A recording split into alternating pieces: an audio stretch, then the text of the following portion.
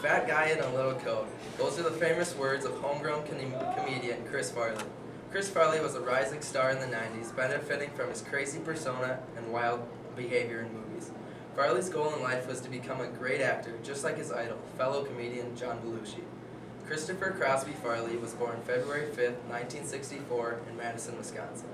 Chris was born into a moderately normal family of 7, having 4 siblings. His father owned an oil company, and his mother was a housewife. Attending Edgewood High School and later on Marquette University, Farley stayed close to his Midwest home.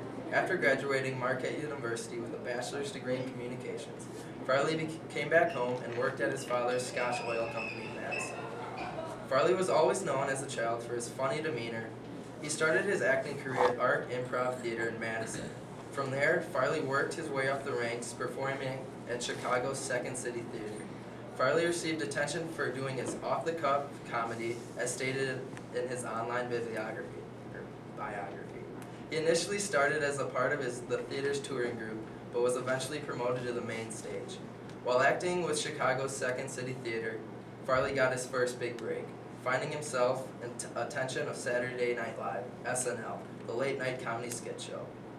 Chris Farley was announced as one of the new cast members of SNL in the spring of 1990, along with other new cast members such as Adam Sandler, Chris Rock, Rob Schneider, David Spade. This group of stars became known as the Bad Boys of SNL. On stage, the actors were famous for their off-the-wall skits. Farley in specific was famous for one skit where he auditioned as a Chippendale dancer. Off stage, Farley and other members were known for mischievous pranks around the SNL offices. Farley was a cast member of SNL from 1990 to 1995, until him and fellow SNL bad boy Adam Sandler were fired due to one too many prank phone calls from the Rockefeller Center. During his time at SNL, Farley was fortunate enough to make a break at the film industry. He appeared in comedies such as Wayne's World, Coneheads, and Billy Madison. While rising in fame, Farley started to get larger roles in movies. Him and fellow SNL cast member David Spade co-starred in hit comedies Tommy Boy and Black Sheep in the late 90s.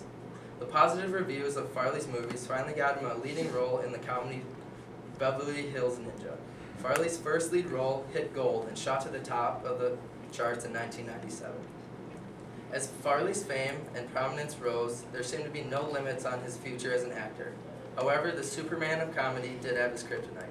Drug addiction was Farley's one big flaw. The bad boy of comedy struggled with drug addiction throughout his career, checking in and out of rehab numerous occasions. As Farley's addiction grew, friends and past SNL cast members became worried about the actor's well-being.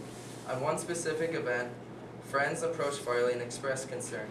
He flashed one of his trademark bad boy grins and stated, "I want to live fast and die young," reported by Entertainment Weekly.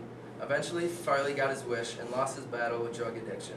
He was found dead in his apartment on December 18, 1997, at the age of 33. Farley died of an overdose of cocaine and morphine, commonly called a speedball. Chris Farley lived up to his childhood dreams of being just like John Belushi, who also died of a speedball at age 33. Farley's death was a truly sad thing to see after all the success and potential the actor was starting to find. In honor of Chris Farley, the Chris Farley Foundation was formed in 1998, following Chris's death. The foundation's goal is to educate today's youth about the dangers of drug addiction the way Chris would want it, with comedy. Even though Farley's life was cut short, he still managed to provide his audiences with enough laughs to last a lifetime.